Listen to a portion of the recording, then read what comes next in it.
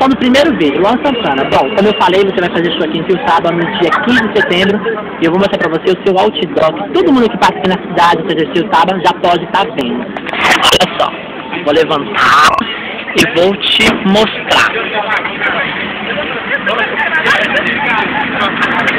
Oh, meu pai. Você tá vendo aí, Luan Santana? Você vai ter sucesso na cidade. Já tem um outdoor seu, anunciando seu show. Não sei se você consegue ver muito bem direitinho, mas esse é o seu outdoor. Tá vendo, Luan Santana? Bom, Luan Santana, é difícil, a gente grava pra mostrar pra você um pouco do nosso respeito e nossa admiração por você. Principalmente o meu respeito e a minha admiração por você, Luan Santana.